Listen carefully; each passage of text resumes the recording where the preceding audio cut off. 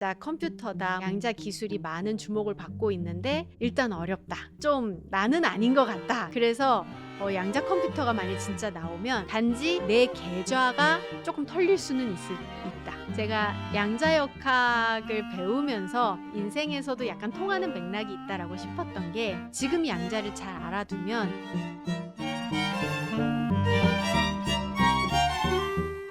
안녕하세요. 고려대학교 물리학과 최은미입니다. 극저온 분자, 정말 차가운 분자를 가지고 양자 기술을 개발하는 연구를 하고 있습니다. 요즘 이제 양자 컴퓨터다, 양자 통신이다 해서 양자 기술이 많은 주목을 받고 있는데, 그거에 비해서 또 많은 분들이 뭔가 좋다고는 하는데 일단 어렵다. 좀 나는 아닌 것 같다. 라고 많이들 생각을 하셔서 뭔가 그 장벽을 좀 낮추고 싶은 마음에, 교양으로서 우리가 과학을 접하면은 지금보다는 과학을 모두가 좋아하지 않을까라는 생각을 먼저 했었고요. 사실 저희가 쓰는 많은 기술에서 이미 양자역학을 적극적으로 쓰고 있습니다. 요즘 저희 산업의 쌀이라고 불리우는 반도체 안 쓰이는 곳이 없는 더 좋은 반도체 칩을 만든다. 요즘 나노 공정 이런 얘기 많잖아요. 그러면은 전선이 점점 얇아지는 거거든요.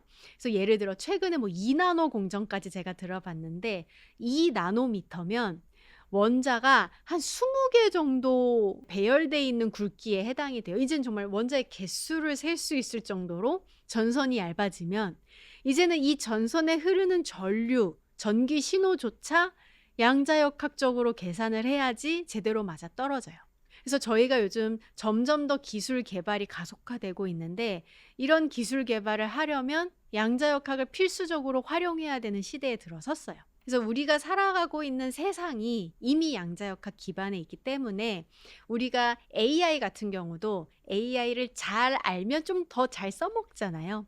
그런 의미에서 양자역학을 잘 알면 그런 관련 기술들이 개발될 때 우리가 더 적극적으로 뛰어들 수가 있게 되는 거죠.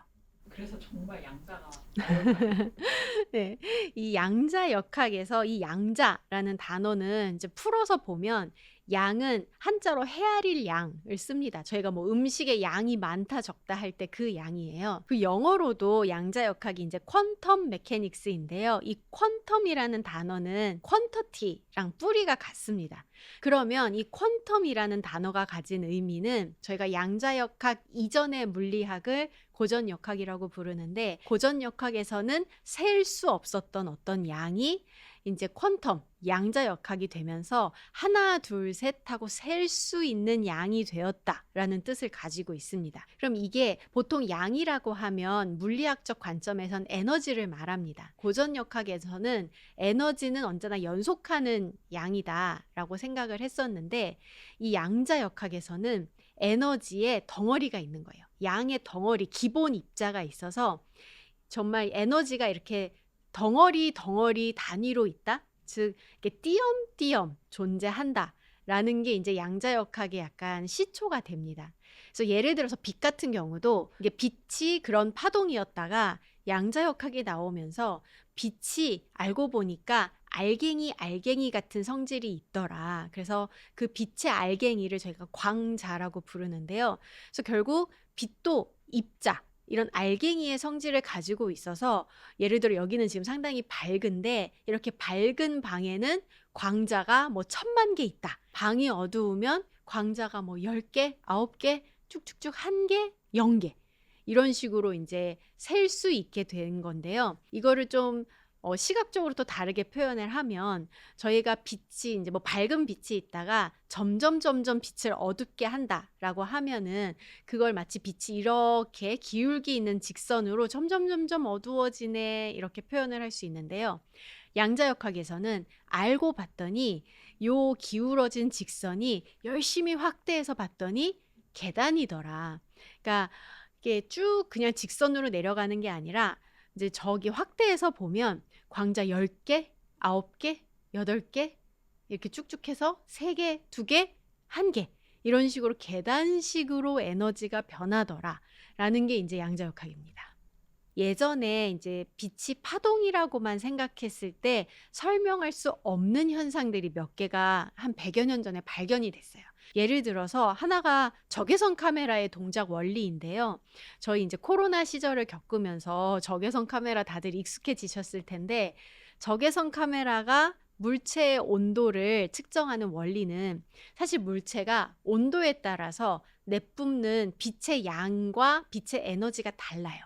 그 파장도 다르고 에너지도 다른데, 그러면 그 카메라가 그 물체가 내뿜는 뭐 적외선의 양을 잘 측정을 하면 그 부분의 온도를 알 수 있는 거죠. 근데 이제 옛날 사람들이 생각할 때 그 양자역학이 개발되기 전에 한 1900년, 1800년 후반대의 물리학의 분위기는 약간 우리는 이제 물리 다 알았다, 이런 분위기였어요. 우리는 이제 이 세상이 돌아가는 원리를 다 알았고, 이제 우리는 모든 현상을 설명할 수 있을 것이다 라는 게 그 당시에 좀 팽배한 분위기였는데, 이 간단한 현상, 적외선 카메라의 작동 원리, 물체가 온도가 있으면 내뿜는 적외선의 양도 그럼 계산을 할 수 있어야 되잖아요. 우리는 이제 세상을 다 아니까.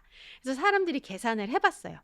근데 계산을 해봤더니 이제 온도에 따라서 내뿜는 이제 빛의 양이라던가 빛의 파장을 쭉 계산을 했는데, 그 계산 결과가 실제 실험이랑 전혀 맞질 않는 거예요.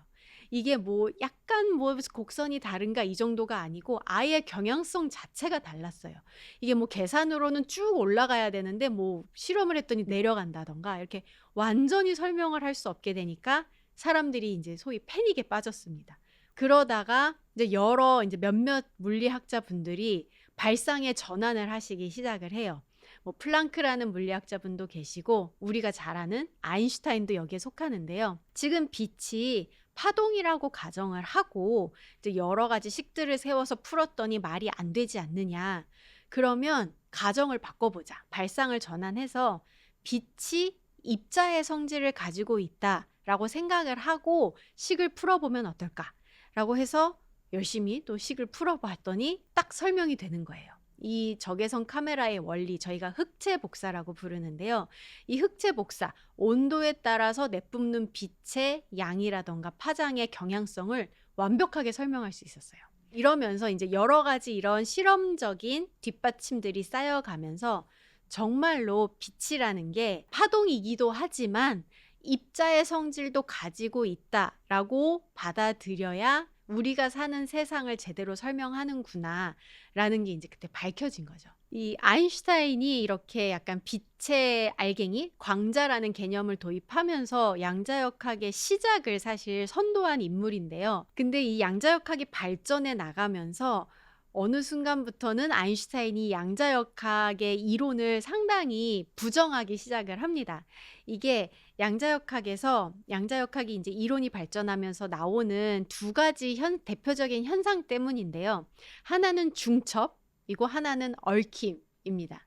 이게 중첩은 먼저 말 그대로 겹쳐져 있다라는 뜻이거든요. 예를 들어서 저희가 이제 컴퓨터 같은 경우는 정보의 기본 단위가 비트인데, 비트는 0 아니면 1, 요 두 가지 값 중에서 하나만을 취할 수가 있죠. 한 번에 0 아니면 1. 그런데 양자역학에서는 예를 들어 비트에 해당하는 양자 비트를 저희가 퀀텀 비트, 줄여서 큐비트라고 부르는데요. 이 큐비트는 0, 1이 있는데 0이면서 동시에 1인 그런 상태가 가능합니다. 그걸 저희가 0과 1이 겹쳐져 있다라고 해서 중첩이라고 불러요. 근데 이 중첩은 제가 보통 동전 비율을 좋아하는데요.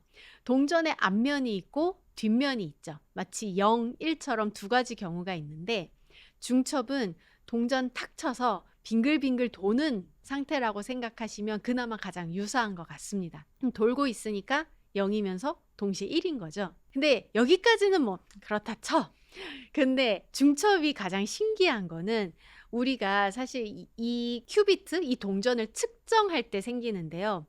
이게 중첩이라는 현상이 0이면서 1이면 저희가 만일 이 큐비트가 어떤 상태인지 알고 싶잖아요. 저희가 뭐 계산을 한다거나 그래서 결과를 보고 싶으면 측정을 해야 되잖아요.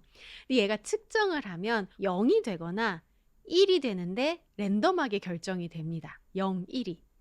그래서 마치 이게 동전처럼 돌고 있는 동전을 측정한다는 건 제가 손바닥으로 치는 거예요.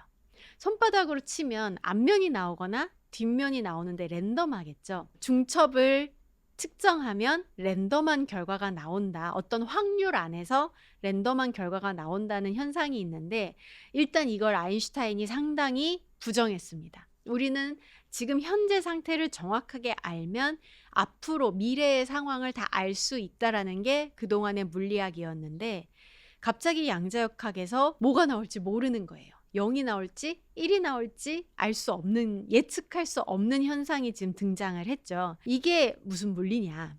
그러니까 통계라는 면에서 저희가 동전도 사실 돌고 있는 동전 치면 한 번 치면 0이 나올지 1이 나올지 랜덤하지만 그나마 저희가 확률은 알잖아요. 100번 치면 50번은 앞면이 나오고 50번은 뒷면이 나오잖아요. 중첩도 마찬가지로 저희가 한 번 측정하면 0, 1이 랜덤하게 나오지만 여러 번 측정을 반복해서 그 통계는 그러니까 0이 나올 확률, 1이 나올 확률은 중첩 상태를 이제 설명하는 식이 하나 있는데 그 식을 보면 사실 알 수 있어요. 확률은 알아요. 하지만 각각의 이벤트가 어떤 결과를 줄지는 모르는 거죠. 그래서 아인슈타인이 이걸 보고서 이게 중첩이 랜덤한 결과를 주는 게 아니라 우리가 아직 모르는 게 있는 거다. 그게 사실 그렇게 생각하는 게 자연스럽잖아요. 사실 우리가 모르는 어떤 변수가 있을 뿐이지 알고 보면 그 변수에 의해서 0, 1이 정해져 있는데 단지 우리가 아직 그걸 모를 뿐이야 라고 주장을 했어요. 이게 슈레딩거의 고양이라 사실 제 책의 표지도 고양이인데 고양이가 약간 양자역학을 대표하는 상징물이 됐는데요. 이게 슈레딩거라는 물리학자 분이 사실은 양자 중첩이 말이 안 된다라는 거를 보여주기 위한 약간 예시였어요. 이게 어떤 예시였냐면 방사능을 내뿜는 원소가 있는데 그런 방사능 물질은 예를 들어 반감기라는 게 있어요. 반감기라는 게 반감기만큼 시간이 지나면 방사능을 내뿜었을 확률이 50%인 거예요. 그걸 받아서 이 슈레딩거란 분이 어떤 얘기를 했냐면 밀폐된 방에 그 방사능 물질이 있어요. 하루 지나면 방사능을 내뿜었을 확률이 50, 아직 안 내뿜었을 확률이 50인 방사능 물질이 있고 방사능을 감지를 하면 독약을 내뿜는 독약 장치가 있어요. 그리고 그 방 안에 고양이를 둬요. 그러면 만일 방사능이 나왔으면 독약이 나오고 고양이가 죽겠죠. 근데 만일 방사선이 안 나왔으면 아직 독약이 안 나왔고 고양이도 살아있겠죠. 그러면 그 밀폐된 방 안에서 하루가 지난 후 방사성 물질은 방사선을 내뿜은 상태와 내뿜지 않은 상태의 중첩이라는 건데 그러면 독약도 독약을 내뿜은 상태와 내뿜지 않은 상태의 중첩이고 그러면 한 발 더 나와서 고양이는 산 상태와 죽은 상태의 중첩이라는 말이 되는 건데 이게 말이 되냐? 라는 게 약간 예시였어요. 근데 사실은 실제로 중첩은 이제 실험적으로 증명이 됩니다. 이게 중첩이라는 상태가 정말 있다라는 게 증명이 되면서 슈레딩거의 고양이 하면 양자 중첩이라는 식으로 지금은 약간 대표 상징물이 되어버렸습니다. 근데 사실은 그러면은 진짜로 만일 그런 실험 장치를 만들면 고양이는 살았나요, 죽었나요? 라고 궁금하시잖아요. 근데 이게 함정이 그때 이제 슈레딩거의 관점은 이 밀폐된 방을 우리가 보지 않으면, 우리가 관측을 안 하면 고양이가 산 상태와 죽은 상태의 중첩이냐? 그건 말이 안 되지 않느냐라고 얘기를 했는 건데, 근데 이 사실 관측의 주체는 꼭 사람일 필요는 없어요. 그러니까 밀폐된 방이라고 해도 사실 수많은 공기 분자들이 있고 그 공기 분자들은 고양이가 방 안에 있다 하면 실시간으로 고양이한테 부딪히고 있잖아요. 뭐 질소 분자, 산소 분자가 고양이한테도 부딪히고 있고 뭐 독약 장치에도 부딪히고 있고 방사성 물질에도 부딪히고 있는데 이 분자들도 관측자인 거예요. 그래서 분자랑 부딪히는 순간 이미 관측이 됐다. 그러면 관측을 한 순간 얘는 방사성 물질 같은 경우 어떤 다른 공기 분자랑 부딪히는 순간 예를 들어 방사성 물질이 나왔으면 나왔다, 안 나왔으면 안 나왔다가 결정이 되는 거예요. 그럼 결정이 됐으니까 독약도 결정이 된 거고 고양이의 상태도 결정이 된 거죠. 그냥 자연에 있는 모든 물질이 관측의 주체가 될 수 있고 그래서 예를 들어 진공 안에도 그래도 공기 분자가 몇 개는 숨어 있거든요. 그럼 그 공기 분자랑 예를 들어 그 방사성 물질이 부딪히는 순간 관측이 이루어진다라고 보시면 돼요. 그래서 결국 우리가 상자를 열기 전에 고양이의 상태는 정해져 있습니다. 네. 그리고 또 이제 얽힘이라는 현상이 있는데, 얽힘은 말 그대로 뭐 두 개의 큐비트가 있다라고 하면 이 두 개가 얽혀 있는 거예요. 하나가 0이면 하나가 0, 다른 하나가 1이면 다른 하나도 무조건 1. 이런 현상을 저희가 얽힘이라고 부르는데, 이걸 이제 동전 비유로 다시 설명을 해보면 이번엔 동전이 두 개가 돌고 있는 거예요. 근데 제가 동전 하나만 손바닥으로 쳐요. 그래서 만일 앞면이 나왔어요. 그러면 제가 손바닥으로 치는 그 순간, 그 즉시 이 제가 아무 짓도 안 한 동전도 같이 혼자 넘어지면서 똑같이 앞면이 나오는, 이게 얽힘 현상이에요. 이게 뭐 바로 옆에 있는 동전이면은 사실 사람이 생각할 때 그럴 수도 있을까 싶긴 한데, 사실 양자 얽힘 자체는 이론적으로는 정말 멀리 떨어져 있어도 성립을 하거든요. 예를 들어 동전 하나는 지구, 하나는 달에 있어도, 그래서 둘이 돌고 있고 얽힘이라고 한다면, 제가 지구에 있는 동전을 탁 쳐서 앞면이 나오면 그 순간, 그 즉시 달에 있는 동전이 혼자 넘어지면서 앞면이 나오는 거예요. 아니, 아인슈타인의 또 다른 큰 업적이 상대성 이론인데, 상대성 이론에서는 어떤 정보도 빛보다 빨리 전송될 수는 없다라는 게 있거든요. 빛의 속도가 제일 빠르다. 근데 그러면 내가 지구에 있는 동전을 탁 쳐서 넘어지면 그 정보가 아무리 빨라도 빛의 속도로 전달이 돼야 되는데, 어떻게 이게 달에 있는 동전이 그 즉시 반응을 하느냐, 이건 말이 안 된다라고 생각을 했어요. 그래서 아인슈타인이 이 중첩 얽힘 때문에 양자역학이란 이론이 아직 불완전하다, 이게 뭔가 보완을 해야 된다라고 주장을 했었습니다. 그래서 나름의 보완할 수 있는 이론 체계도 이제 발표를 하고는 했어요.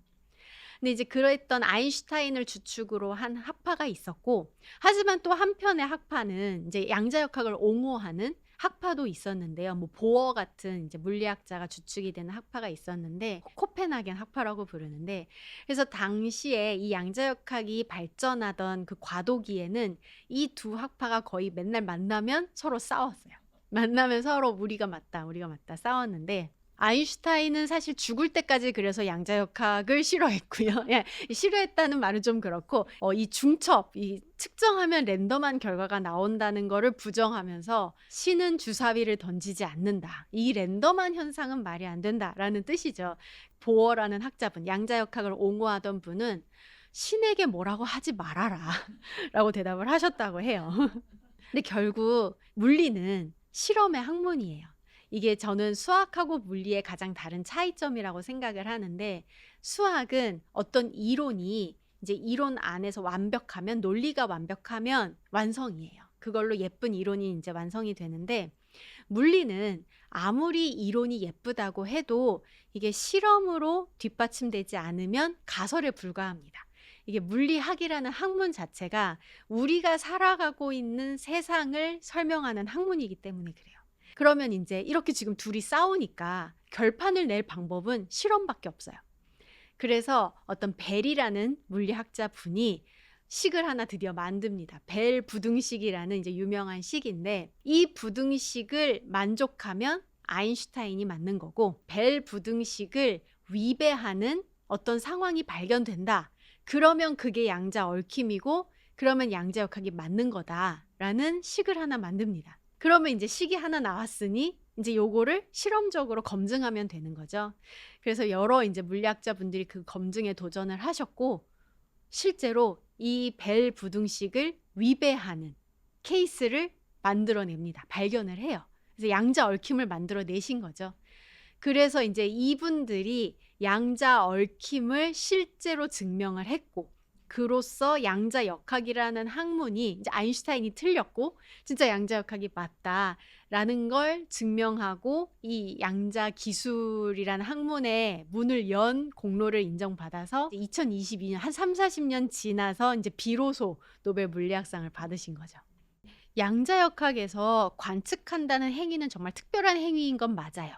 양자역학에서는 관측한다는 행위 자체가 대상에 영향을 줘요. 그래서 이런 맥락에서 이제 자기계발서에 우리가 생각하는 대로 변한다라는 거랑 연결을 지으실 수도 있는데, 근데 여기서 결정적인 차이는 관측자의 의도대로 결과가 나오진 않아요. 관측자는 정말 상태를 변하게 하는 트리거 역할은 하지만 그 관측 결과가 뭐가 나올지는 사실 그 물질이 가지고 있던 중첩 상태, 그 중첩 상태를 설명하는 그 식으로 인해서 정해지는 거지, 관측하는 행위는 그 식 안에서만 랜덤한 결과를 줘요. 저희가 예를 들어 관측하기 전에 어떤 상태가 뭐 파동 함수라고 저희가 부르는 식인데요. 어떤 중첩 상태를 기술하는 식이 예를 들어 0이 30% 나오고 1이 70% 나오는 그런 상태였다고 하면, 저희가 관측을 하면 0, 1이 랜덤하게 나오지만 언제나 확률은 그 안에서 나오는 거예요. 그 원래 저희가 관측하기 전에 물질의 상태에 따라서 이제 그 통계에 따라서 나오는 거지, 관측하는 사람이 나는 1이 좋아, 나는 1이 나왔으면 좋겠어 라고 강하게 생각한다고 해서 계속 1이 나오지는 않아요. 그래서 그 부분이 좀 다른 것 같습니다. 이거는 이제 양자역학과는 전혀 상관없이 저희가 어떤 생각을 강하게 하고 있으면 무의식적으로 그쪽으로 가게끔 저희가 행동을 많이 하게 되고, 그런 행동이 쌓이고 쌓이다 보면 그쪽으로 결과가 좀 더 경향성을 띠게 되는 건 저는 있을 수 있는 일이라고 생각을 합니다. 네, 그거는 약간 더 사람의 정신이 얼마나 우리의 실제 몸이라던가 그런 행동을 지배하느냐에 더 강하게 연관되는 일인 것 같아요. 중첩 얽힘을 이용해서 그동안에는 불가능하다라고 생각했던 계산을 하는 기계가 양자 컴퓨터입니다. 이 중첩을 잘 활용하면 여러 경우의 수를 동시에 탐색할 수 있어요. 제가 어떤 교수님이 해주셨던 비유를 듣고서 정말 너무 좋은 비유다라고 생각했던 게 미로찾기인데요. 저희가 이제 뭐 아주 복잡한 미로찾기가 있다고 했을 때 답은 하나예요. 빠져나가는 이제 출구는 하나잖아요. 그러면 저희가 보통 컴퓨터나 뭐 CPU의 관점은 길을 하나하나 다 가보는 거예요. 가보고 막혔네, 다시 다음 길, 다시 다음 길. 그래서 이제 출구를 찾는 게 CPU나 기존의 컴퓨터라면, 양자 컴퓨터는 물을 붓는 거예요. 미로에 입구에 물을 부어요. 물을 쭉 부으면 출구로 물이 언젠가 빠져나올 거 아니에요. 그러면은 그 물의 흐름을 보고 있으면 빠져나가는 길이 보일 거 아니에요. 그런 식으로 동시에 한꺼번에 그냥 탐색하는 게 이제 양자 컴퓨터고, 여기에 얽힘이 또 더해지면, 얽힘은 여러 큐비트의 값이 얽혀 있잖아요. 같이 변하잖아요. 그걸 이용하면 여러 계산을 묶어서 같이 할 수가 있거든요. 그래서 중첩을 이용해서 여러 경우의 수를 동시에 탐색하고, 얽힘을 이용해서 여러 연산을 같이 묶어서 하는 이 두 가지를 잘 조합하면 기존 컴퓨터보다 양자 컴퓨터가 월등히 잘하는 계산들이 있어요. 그래서 그 중에 제일 유명한 게 쇼어라는 분이 만든 쇼어의 알고리즘인데요. 이 알고리즘을 잘 이용하면 소인수 분해를 기가 막히게 빨리 할 수 있어요. 근데 소인수 분해 혹시 기억나시나요? 이 소인수 분해가 숫자를 곱하기로 쪼개는 과정입니다. 예를 들어 뭐 15라는 숫자가 있으면 3 곱하기 5로 쪼개는 게 소인수 분해인데요. 이게 곱하기는 수학적으로 정말 쉬운 계산이에요. 근데 이 거꾸로 소인수 분해는 수학적으로 정말 어려운 계산입니다. 이게 저희가 딱 생각만 해도 이제 큰 숫자를 소인수 분해하라고 딱 누가 줬어요. 그러면 일단 짝수인가 보시겠죠? 2로 나누려고. 그 다음에 저는 5로 나눠지나를 봐요. 이게 끝자리만 0, 5, 0, 5만 보면 되니까요. 11로 나눠보고 이렇게 쭉쭉쭉 해야지만 소인수 분해를 할 수 있는데, 기본적으로 지금의 컴퓨터도 거의 비슷해요. 조금 더 스피드업하는 알고리즘들이 있긴 하지만 기본적으로는 하나하나 나눠 봐야지 소인수 분해를 할 수 있고, 그렇기 때문에 소인수 분해가 어려운 계산인데요. 양자 컴퓨터는 중첩이 있잖아요. 그러니까 2, 3, 5, 7, 11 한꺼번에 나눠요. 중첩을 이용해서. 그래서 이 소인수 분해를 어마어마하게 빨리 할 수 있다고 수학적으로 증명이 되어 있습니다. 근데 그럼 뭐 소인수 분해 잘하나 보네. 근데 그게 왜? 뭐? 라고 생각하실 수 있는데요. 이거의 아주 치명적인 활용처가 암호 해독이에요. 이게 암호 중에서 소인수 분해를 기반으로 한 암호들이 있어요. 이게 곱하기는 쉬운데 소인수 분해는 어려운 게 암호 만들기 딱 좋은 성질이거든요. 이게 암호는 만드는 사람은 이왕이면 쉬운 게 좋은데 외부에서 깨려고 하는 사람은 어려워야 되잖아요. 그래서 소인수 분해를 기반으로 한 암호들이 있는데요. 근데 만일 양자 컴퓨터가 제대로 개발이 되면 이 소인수 분해 기반의 암호는 금방 풀리는 거죠. 그래서 예를 들어서 2000비트 정도 되는 소인수 분해 기반의 암호가 있다라고 했을 때 슈퍼컴퓨터로 아무런 사전 정보 없이 그냥 무식하게 깨봐라 라고 시키면 뭐 요즘 성능이 점점 좋아져서 약간 달라지곤 있겠지만 대략 100만 년 정도 걸린다고 합니다. 그러니까 저희가 안심하고 암호로 쓰는 거죠. 근데 양자 컴퓨터는 물론 지금의 양자 컴퓨터는 아직 깨려면 멀었어요. 아직은 그 정도의 성능을 못 보이지만 예를 들어 뭐 구글이 만들고 있는 양자 컴퓨터가 큐비트 개수를 쭉쭉쭉쭉 늘려서 만일 이 암호를 풀 수 있는 수준이 됐다고 가정을 하면 대략 5일 정도 지나면 이 암호를 깰 수 있다고 합니다. 근데 이게 암호를 깬다는 게 어떤 의미냐면 누군가의 패스워드를 이렇게 때려 맞춘 게 아니에요. 이거는 그 암호를 암호화하는 열쇠 자체를 알아버린 거예요. 그래서 그 암호로 저장된 모든 정보를 해독할 수 있는 힘을 가지는 거죠. 그래서 어마어마한 파급력이 있고 이게 약간 양자 컴퓨터의 킬링 어플리케이션이라고 하기엔 좀 부정적인 측면이 강하지만 양자 컴퓨터의 파급력 아니면 그런 잠재력을 보여주는 가장 좋은 예시라고 많이들 이야기를 합니다. 그래서 이제 비트코인에 이제 많은 이제 우려와 관심을 표명을 하시는데 비트코인의 사실 핵심은 블록체인이잖아요. 근데 블록체인은 양자 컴퓨터가 나와도 깨기 힘든 암호에 해당을 합니다. 이게 양자 컴퓨터가 모든 암호를 잘 깨는 건 아니에요. 이제 몇몇 암호들을 깨는 알고리즘이 만들어진 거지 모든 암호에 대한 알고리즘은 아직 없거든요. 그래서 비트코인의 핵심인 블록체인 같은 경우는 아직은 뭐 언젠가 미래에 누군가가 또 새로운 알고리즘을 개발하시면 모르겠으나 지금 있는 알고리즘 가지고는 양자 컴퓨터가 나와도 깰 수가 없어요. 그래서 블록체인은 안전한데 문제는 비트코인의 계좌를 관리하는 거래에 관여하는 그 트랜잭션 관리를 하는 암호 체계 중에서 이 양자 컴퓨터에 취약한 암호 체계가 있습니다. 그래서 양자 컴퓨터가 만약 진짜 나오면 블록체인은 안 변하니까 뭐 코인이 갑자기 막 엄청 많아진다거나 코인의 전체 개수에 막 어마어마한 변화가 생기진 않을 거예요. 아니면 블록체인에 들어있는 정보가 바뀌진 않을 거예요. 단지 내 계좌가 조금 털릴 수는 있다. 내 계좌에 있는 비트코인이 다른 사람 계좌로 갈 수 있는 확률은 높아지는 거죠. 그 정도라고 보시면 될 것 같아요. 그래서 요즘 암호화폐 중에서 그런 거래, 트랜잭션에도 양자 내성 암호라고 부르는데요. 양자 컴퓨터로도 깨기 어려운 암호를 도입하는 코인들도 많아지고 있고 양자 컴퓨터가 대략 몇 년쯤 지나면 이런 암호들을 깰까라는 타임스케일을 대략 이제 미국의 공적 기관에서 10년 정도로 보고 있는데요. 9년에서 10년 보고 있는데 아마 그 안에 암호화폐들이 다 알아서 대응을 하지 않을까라고 기대를 하고 있습니다. 저희가 이제 양자와 AI가 요즘 많이 이제 같이 언급되고는 하는데요. 두 가지 방향이 있는 것 같아요. 먼저 AI를 이용해서 양자 컴퓨터의 개발을 가속화해보자 라는 움직임이 있어요. 이거는 AI가 요즘 워낙에 여러 분야에서 활약을 하고 있으니까 양자 컴퓨터에서 지금 가장 핵심이 되고 있는 연구 분야는 양자 오류 정정이 있어요. 이게 큐비트로 계산을 할 때 오류가 생기거든요. 틀려요, 얘가. 근데 이 틀린 거를 저희가 뭐 최대한 줄여놓, 에러가 나올 확률을 최대한 줄이겠지만 그래도 좀 남아 있거든요. 그러면 에러가 생겼을 때 그 에러를 감지하고 고치는 에러 정정 연구가 요즘 활발히 이루어지고 있는데 AI를 도입을 해서 이 에러 정정 연구를 가속화시키자라는 움직임이 있고요. 그리고 이제 양자 컴퓨터가 잘 푸는 문제들이 몇몇이 있는데 그 중에 하나가 최적화 문제예요.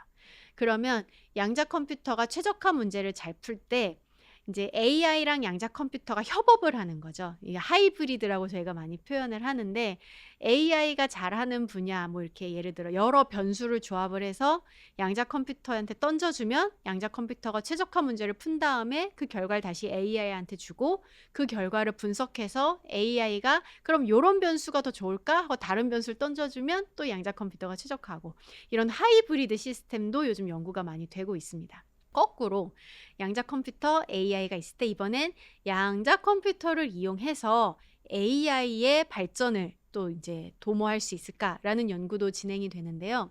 이제 AI에서 시간이 많이 걸리고 따라서 에너지라던가 자원을 많이 쓰는 부분이 있죠. 예를 들어 뭐 처음에 학습할 때 당연히 그렇고 새로운 데이터가 들어왔을 때 기존의 수많은 데이터랑 비교해서 누구랑 가장 유사한가 아니면 뭐 아예 새로운 기준으로 다시 모든 데이터를 분류해야 될 때 이럴 때 이제 아무래도 기존의 AI가 가장 시간이 많이 걸리고 그리고 이제 리소스를 많이 쓰죠. 뭐 요즘 뭐 메모리 이슈도 많고 그런데 이때 양자 컴퓨터의 중첩을 활용을 하는 거죠. 중첩을 활용을 하고 얽힘을 활용을 하면 이런 뭐 예를 들어 요즘은 양자 AI 알고리즘 개발을 하시는 분들이 계세요. 뭐 양자 뭐 서치 알고리즘이네 뭐 이런 다양한 양자 AI 알고리즘이 나오면서 AI에서 시간이 많이 걸리는 프로세스를 양자 컴퓨터를 이용해서 줄일 수 있을까? 단축시킬 수 있을까? 또 만일 양자 메모리가 나온다면 지금 이 수많은 데이터를 저장하는 것도 큰 이슈인데 양자 메모리로 저장을 하면 훨씬 에너지 에피션트하게 많은 정보를 저장할 수 있을까? 이런 연구들이 진행이 되고 있습니다. 이게 상용화도 여러 정의가 있어서 하나의 대답으로 말하긴 좀 어려운데요. 예를 들어 돈을 주고 서비스를 쓰는 단계를 상용화라고 부른다면 이미 상용화는 이제 진행이 됐어요.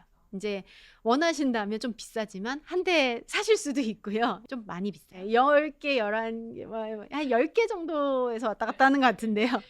좀 아직 비싸고. 근데 제가 생각하는 상용화의 진정한 의미는 양자 컴퓨터로 풀었을 때 기존의 컴퓨터보다 뭔가 좋았을 때, 뭐 시간이 빨랐건 더 좋은 결과를 줬건 양자 컴퓨터로 어떤 이득을 봤을 때가 이제 상용화의 시작이라고 보거든요. 이제 예를 들어 요즘 배터리가 또 핫하니까 전기차 배터리 정말 에너지를 잘 저장하고 에너지 변환 효율이 좋은 새로운 물질을 개발하기 위해서 양자 컴퓨터를 쓴다.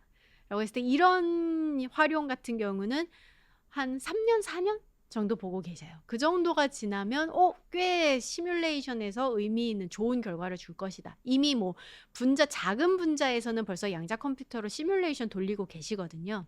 AI에 사용할 수 있는 양자 컴퓨터, 이게 저는 약간 양자 컴퓨터의 가장 고스펙이라고 생각을 하는데요.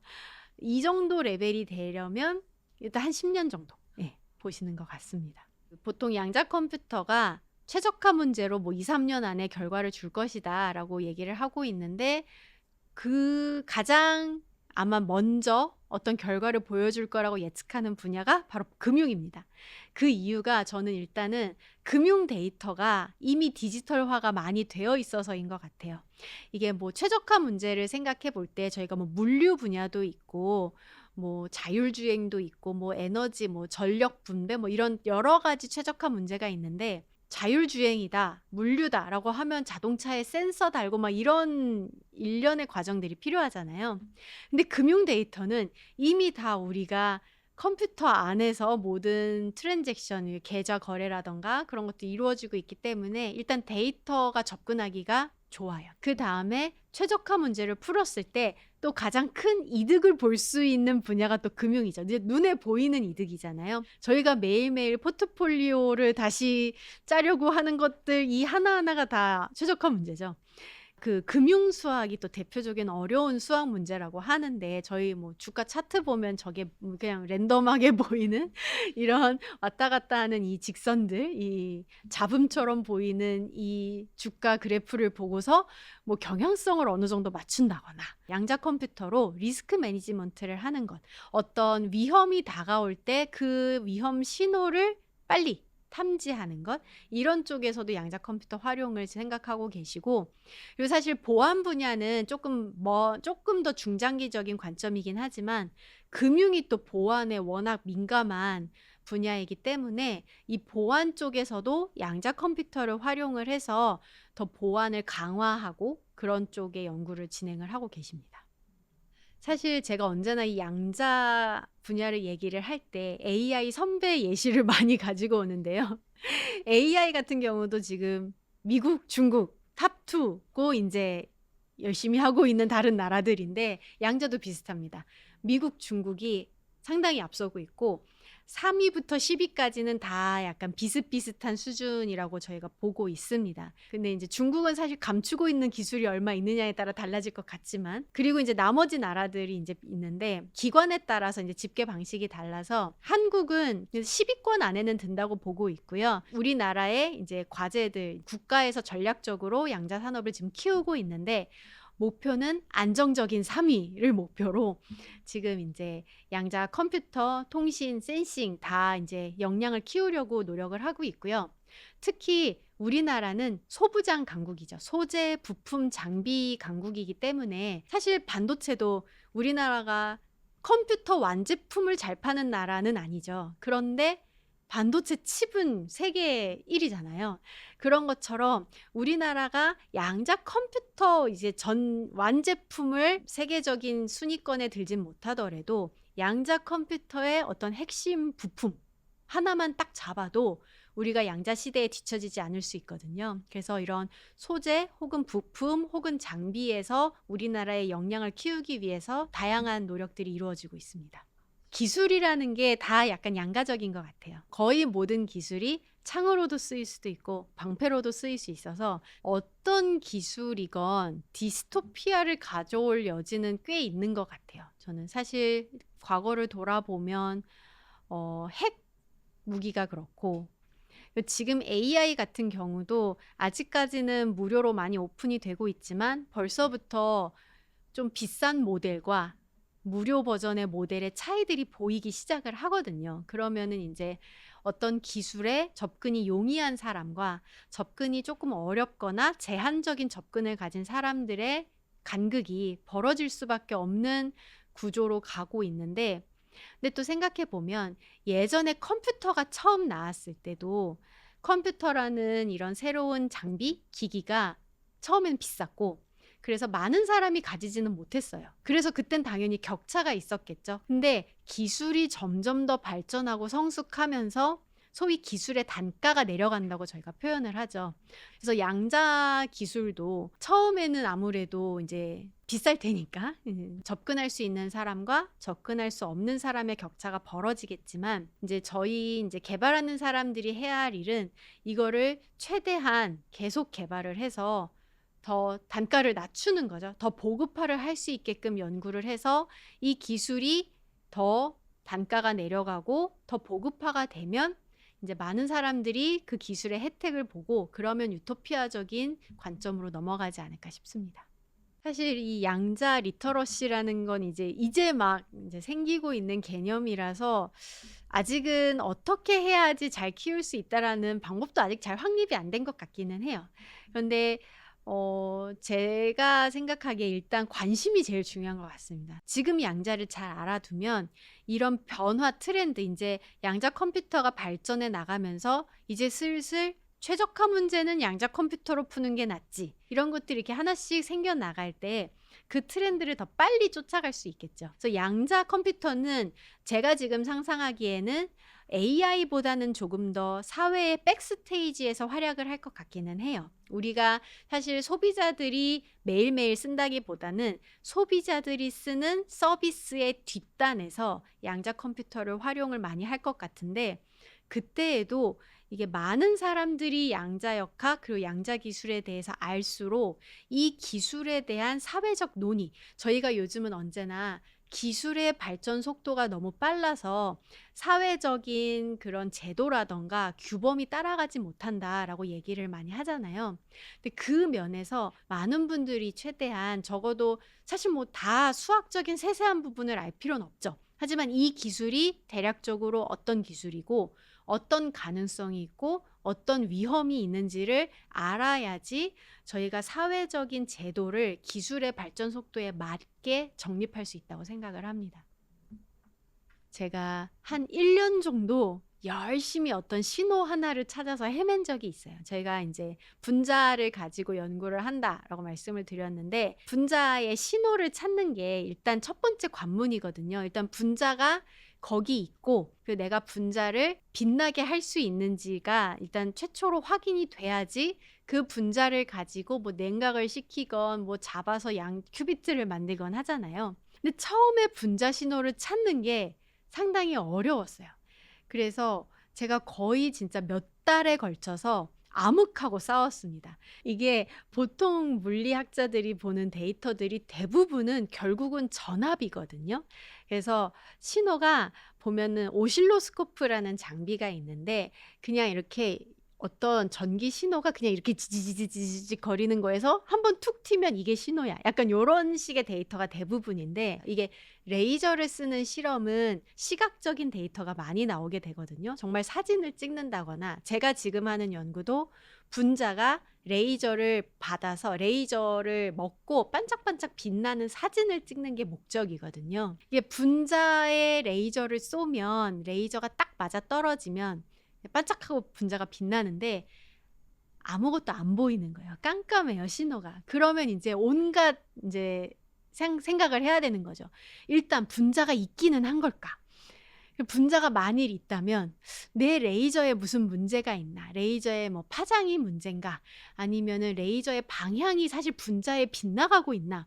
뭐 이런 온갖 가능성들이 있기 때문에 이게 깜깜할 때가 제일 힘들어요. 아무런 신호가 보이지 않을 때는 뭔가 힌트가 하나도 없거든요. 아주 미약한 신호라도 찾으면 이제 그 신호를 바탕으로 신호를 키우는 건 정말 쉬워요. 근데 아무것도 없으면 정말 내가 뭐부터 바꿔야 되지가 다 물음표거든요. 근데 그거를 진짜 몇 달을 그렇게 헤맨 적이 있어요. 실험실 들어가면 이제 온갖 이제 커다란 장비들하고 여러 케이블들이 막 얽혀 있고요. 거기에서 이제 저는 조그마한 책상에 앉아서 컴퓨터 모니터만 이렇게 들여다보고 있는 거죠.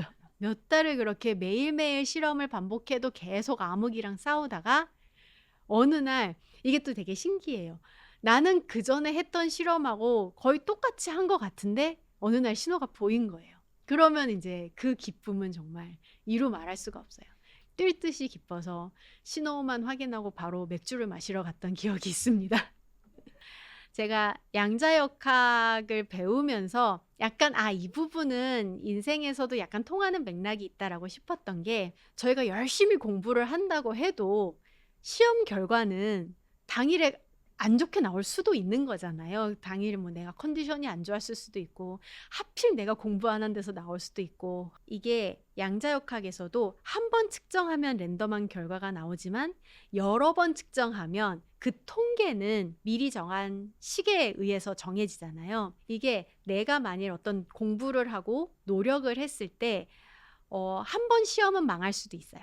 하지만 제가 노력한 그 시간들이 시험을 잘 볼 수 있는 확률은 높여줄 거예요. 그러니까 한 번 실패했다고 너무 좌절하지 말고, 내가 지금까지 한 노력이 다 물거품이 됐다라고 생각하지 말고, 여러 번 시도를 하면, 측정을 여러 번 하면 결국은 확률 분포가 나오는 것처럼 여러 번 도전을 하면 결국은 내 노력이 배신을 하지 않을 것이다 라는 게 약간 있는 것 같아요. 이게 한 번 실패를 했을 때 다음 기회가 없는 것처럼 보이기 쉬운 것 같아요. 그리고 사실 없을 수도 있어요. 근데 찾아보면 그거랑 똑같은 기회는 아니더라도 약간 다른 형태로 기회가 열릴 가능성이 있다고 저는 생각을 해요. 그래서 저도 사실 지금 고려대에 부임하기 전에 여러 번 도전했고 사실 실패를 했었어요. 한국에 들어오기 위해서 여러 번 도전을 했고 실패를 했었는데, 지금 돌이켜서 생각을 해보면 그때 실패를 했기 때문에 지금 제가 이 자리에 있을 수 있는 것 같거든요. 근데 똑같은 기회는 없었어요, 사실.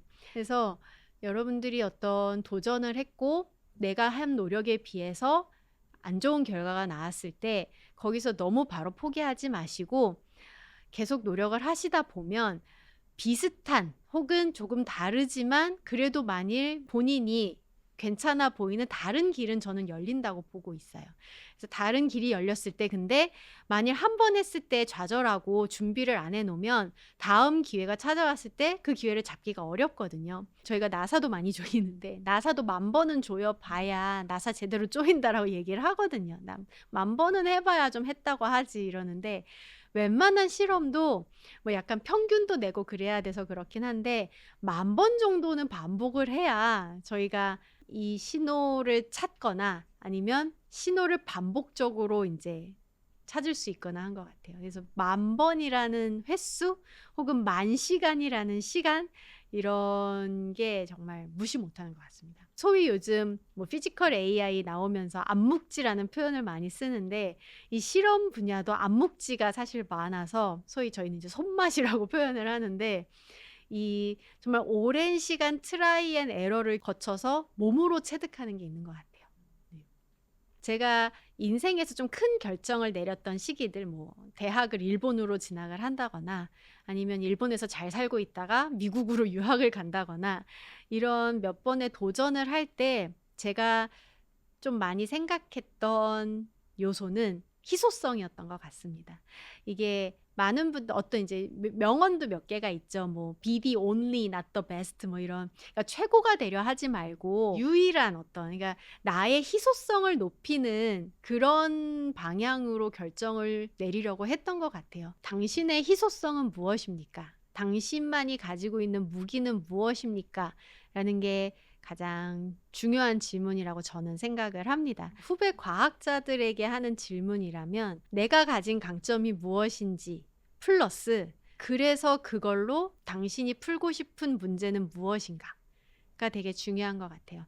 사실 결국은 내가 얼마나 나 고유의 가치를 가지고 있느냐 그런 고유한 가치를 쌓아가는 게 어떻게 보면 경쟁에서 회피하는 방법이기도 하고 만일 다 똑같은 거라면 정말 1등이 되기 위해서 싸워야 되고 1등이 되더라도 언젠가는 내가 1등을 뺏길 것이다 라는 거에 대한 언제나 그런 두려움, 긴장감 속에 살아야 되는데 내가 나만의 어떤 무기를 가지고 있다면 훨씬 더 자유롭거든요. 제가 커리어도 좀 특이한 편이고 아무래도 제가 교육을 받았던 나라 그리고 기관이 좀 다양하다 보니까 그런 다양한 나라에서 다양한 경험을 쌓은 것 플러스 과학 분야에서 아직까지는 여성이 많지 않은데 여성 과학자로 있다는 것 이런 몇몇 가지 것들이 조합이 돼서 제가 과학 분야에서는 꽤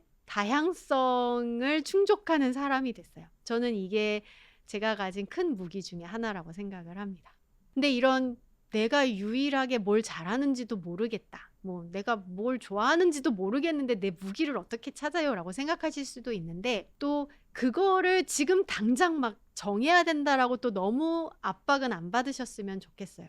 저도 사실 지금 어쩌다 보니 돌이켜보니까 물리를 지금 20년 이상 하고 있는데 사실 저는 물리를 좋아한다고 했을 때 소위 막 물리 오타쿠처럼 물리는 세상의 진리고 물리가 너무 재밌고 쉬는 시간에도 물리하고 잘 때도 물리 보고 이런 사람은 아니었어요. 이렇게 끝까지 물리를 할 거라고는 생각을 안 했습니다. 그냥 적당히 물리가 재밌지만 한 석사까지 하고 취업을 하자.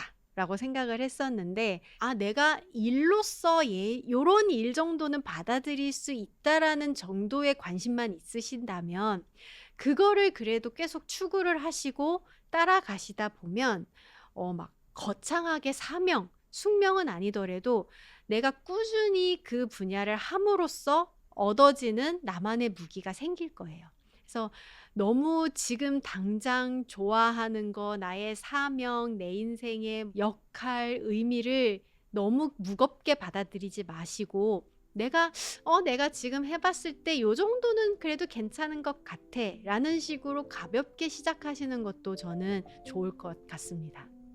결국 과학이라는 분야는 우리가 사는 세상을 연구하는 분야인데 아직은 모르는 거를 알아가는 것 혹은 아직은 만들어지지 않은 기술을 개발하는 것 것이 과학자의 본질이라고 생각을 하거든요. 정말 아직도 우리가 사는 세상에 모르는 문제가 정말 많거든요. 예를 들어 암흑 물질은 무엇이며 생명은 어떻게 탄생이 됐으며 뭐 이런 아주 근본적이고 아직 답을 알 수 있을까 싶은 그런 문제도 많은데, 그런 문제들에 도전을 할 것인지, 내가 가진 강점을 가지고 세상을 이롭게 하는 이런 기술을 만들고 싶다라는 목적을 어떻게 잡을 것인가가 중요한 것 같습니다. 저는 양자역학이라는 이 재밌는 학문을 가지고 작은 분자로 어디까지 우리가 제어를 할 수 있고 우리가 어디까지 세상을 컨트롤할 수 있을까? 요게 이제 제가 가진 핵심 방향인 것 같습니다. 요즘은 특히 사회가 너무 빨리 변해서 어떤 미래가 다가올지를 예측하는 것도 너무 힘들어진 것 같아요. 그러면 그런 상황 속에서 결국은 할 수 있는 게 시대가 변해도 변하지 않는 가치는 무엇인지를 찾아보고 그 가치들 중에서 내가 어떤 가치를 하나하나 차곡차곡 정립해 나갈지를 생각하는 게 저는 결국은 가장 중요할 것 같습니다.